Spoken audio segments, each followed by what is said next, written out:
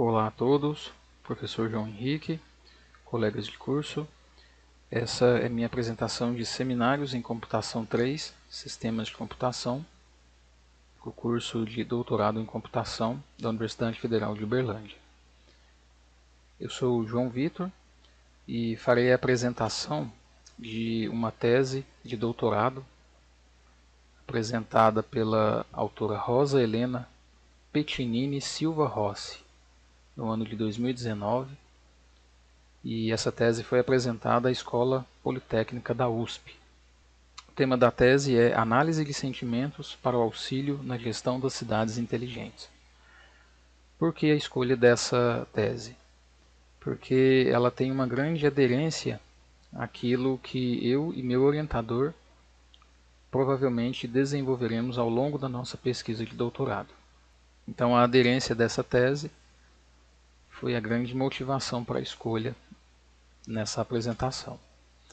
O sumário inclui a introdução, motivação, objetivo geral e objetivos específicos da tese, a fundamentação teórica coletada pela autora, os aspectos metodológicos, os resultados obtidos e as conclusões e sugestões de trabalhos futuros.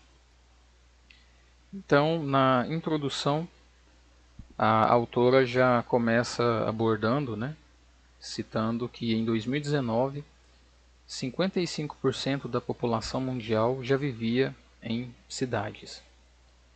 E até o ano de 2050, a previsão é de que esse percentual aumente para 68%. 68% da população mundial vivendo em cidades. Isso já traz e vai ainda trazer grandes desafios aos gestores governamentais quanto a planejamento e execução de políticas públicas nas diversas áreas estratégicas das cidades, como saúde, educação, segurança, transporte e assim por diante. A autora mostra que a internet, sistemas computacionais e dispositivos se tornaram então grandes aliados como fontes de informações para auxiliar as ações e as tomadas de decisões por parte desses gestores governamentais. A autora então cita que os ambientes superconectados geraram as chamadas cidades inteligentes, Smart Cities. O que é uma cidade inteligente? É uma cidade que une tecnologia, governos e população para planejar, executar ações úteis e atacar, mitigar problemas inerentes à vida urbana. Nesse contexto, nós temos a internet, dispositivos de IoT e redes sociais, que se tornaram ricas fontes de informações geradas pela própria população da cidade. Então, a autora mostra que há grande interesse em extrair insights valiosos dos grandes volumes de dados gerados diariamente pelos usuários. Nesse sentido, a motivação da pesquisa da autora foi o seguinte: utilizar a análise de sentimentos para o auxílio na gestão das cidades inteligentes, de modo a subsidiar a tomada de decisões estratégicas por parte de gestores públicos. O objetivo geral elencado por ela é o seguinte: aplicar a análise de sentimentos na gestão das cidades inteligentes, criando uma ferramenta de supervisão e controle dessas cidades. Posteriormente, na parte de resultados, nós veremos que esses objetivos foram alcançados. Como objetivos específicos, a autora cita dois: conceber um método de desenvolvimento de um sistema de análise de sentimentos para auxílio na gestão das cidades inteligentes. Ela chama esse método de ASCI. O outro objetivo específico é implementar um sistema que utilize o método proposto, validado e testado. Esse sistema então se tornou disponível no fim da tese, de modo que ele pode ser utilizado para outros cenários. Partindo agora então para a fundamentação teórica. A autora começa definindo e mostrando o estado da arte referente à mineração de dados, data mining. Ela mostra que a mineração de dados envolve a descoberta de padrões novos e potencialmente úteis em grandes conjuntos de dados. A autora também mostra que a mineração de dados envolve a aplicação de algoritmos eficazes para a extração de informações ocultas que sejam valiosas. Buscar informações e conhecimentos no meio dessas grandes massas de dados que possam ser utilizadas para algo valioso. No contexto da tese, para subsidiar decisões estratégicas dos governantes públicos nas cidades inteligentes. E aí a autora também cita que o grande objetivo de um processo de mineração de dados é construir um modelo eficiente, descritivo e preditivo a partir de uma grande massa de dados. Ainda na fundamentação teórica, a autora cita que há vários sinônimos na literatura para o termo mineração de dados. Os mais conhecidos são KDD, que é a descoberta de conhecimento em bases de dados, extração de conhecimento, análise de dados e padrões, arqueologia de dados e dragagem de dados. KDD é muito utilizado em trabalhos, artigos, dissertações e teses da área de aprendizagem de máquina. Ainda na fundamentação teórica, a autora mostra essa imagem, figura 1, que mostra as etapas do processo de descoberta de conhecimento em bases de dados. Primeiro tem-se os dados, uma grande massa de dados que ainda não estão estruturados, que são diversificados e são como conglomerados, grandes conglomerados de dados, sem que seja possível ali interpretar qualquer conhecimento ou informação a partir deles. A partir daí nós temos a seleção, que são os dados que vão ser de fato analisados e processados, os dados de interesse para a pesquisa, para o trabalho. Daí há um pré-processamento desses dados, e nesse pré-processamento eles são transformados. Daí temos a utilização de algoritmos, que nós veremos ao longo do trabalho da autora. A partir desse pré-processamento, a próxima fase é a mineração de dados. E nessa mineração de dados nós temos a descoberta de padrões.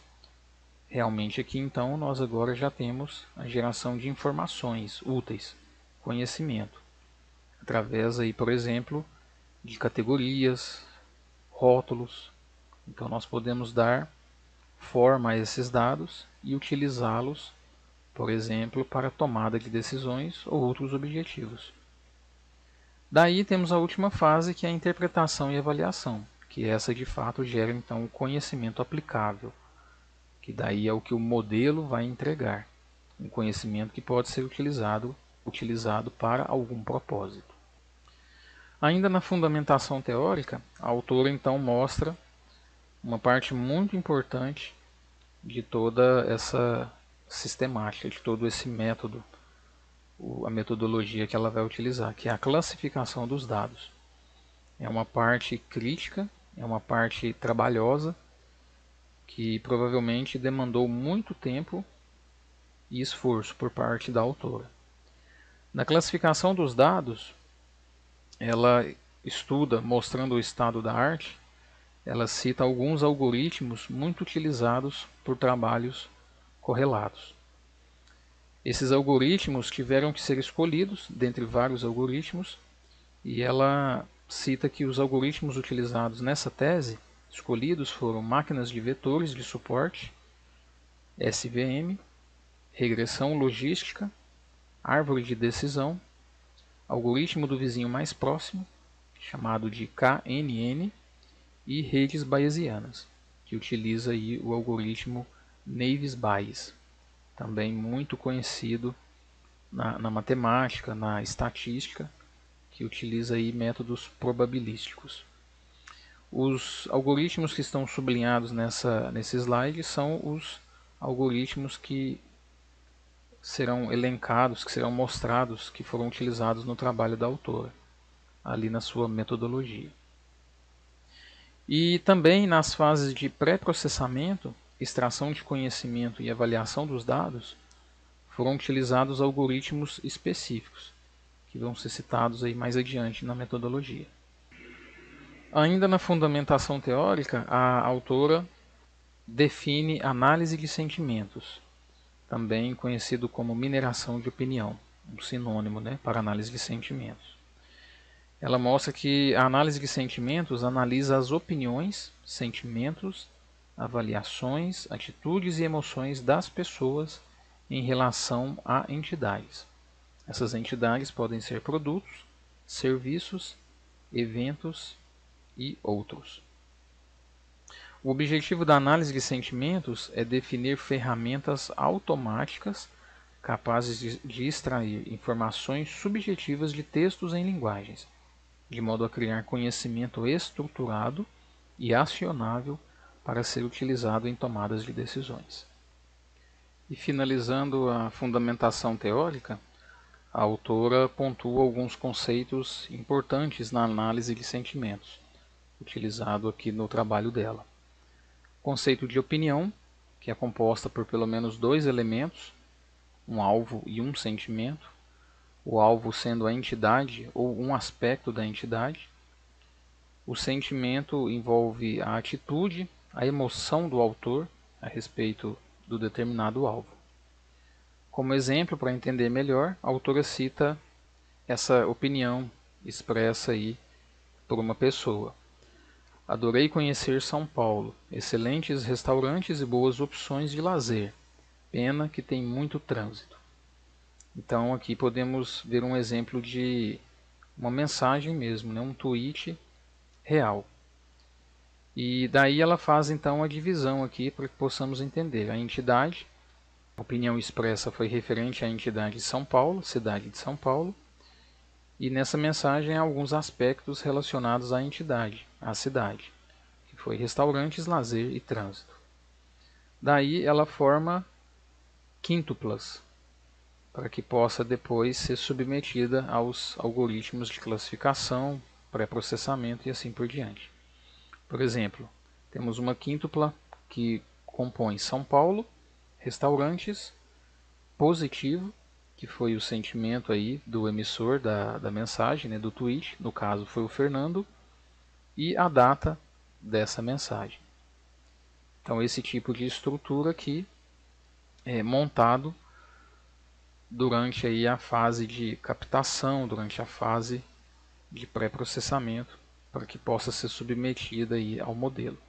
Já partindo para os aspectos metodológicos, a autora então explica que o método utilizado foi organizado em 4 fases: captação de dados, pré-processamento dos dados, a mineração dos dados, uma fase de classificação dos domínios. Aqui nós temos a categorização, e a gente vai ver aí que esses domínios são transporte, saúde, educação, e também a fase de mineração de dados, que é a aplicação de fato de análise de sentimentos aos dados que foram rotulados. É importante pontuar que tudo foi desenvolvido com a linguagem Python.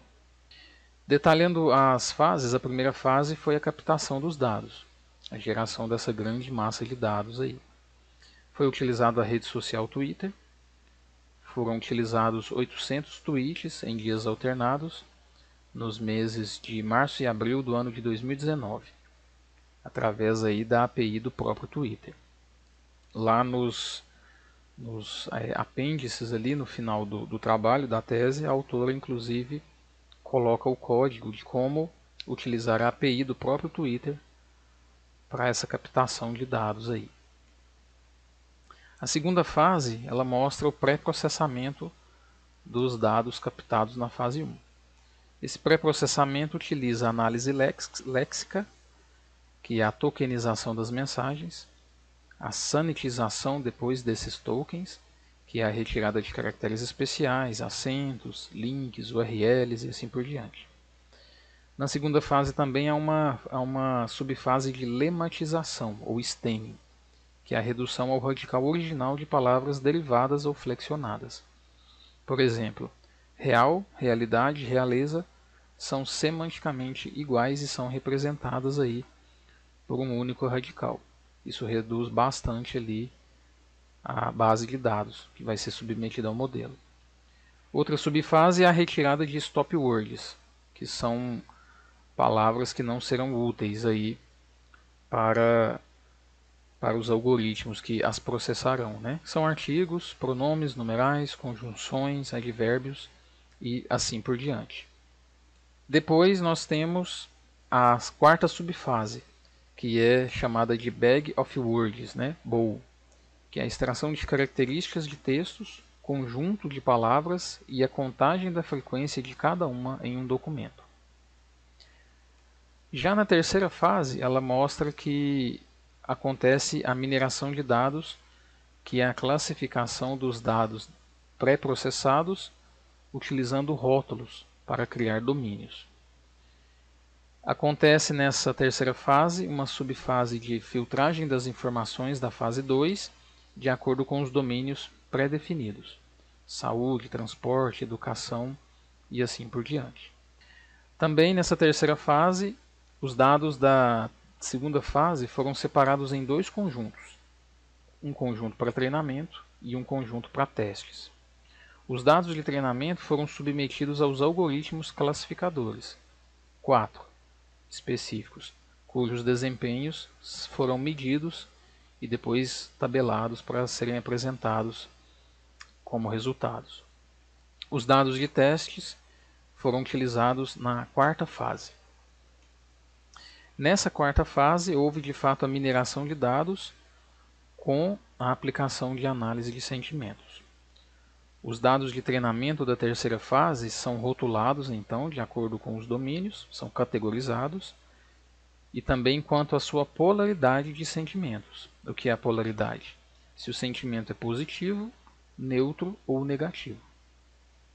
Os dados de treinamento também foram submetidos aos algoritmos classificadores, mas dessa vez rotulados quanto aos sentimentos. Então os dados foram categorizados quanto a domínio e também agora contém rótulos que mostram a polaridade deles, se eles são positivos, neutros ou negativos. Os dados de testes são também submetidos aos algoritmos classificadores. E daí a autora cita que há um confronto desses dois conjuntos para medir a acurácia dos resultados.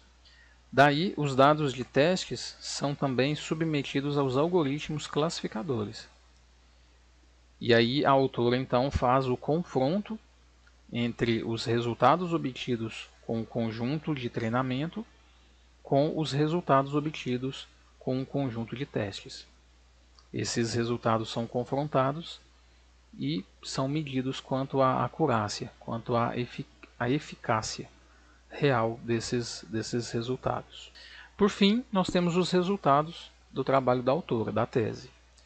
Um grande resultado aí foi a criação de um modelo utilizável, um método, né, que ela chama de ASCI, baseado em mineração de dados, utilizando a análise de sentimentos.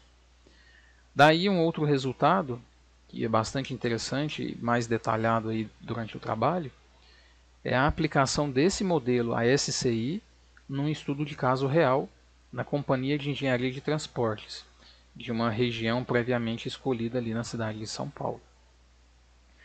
A autora cita que os resultados foram satisfatórios quanto à captação, pré-processamento, avaliação e classificação dos dados, gerando ali informações úteis. Uma amostra real dos resultados, né, apenas uma amostra, devido ao tempo não dá para mostrar com mais detalhes e todos, né, é esse gráfico aqui em formato de pizza.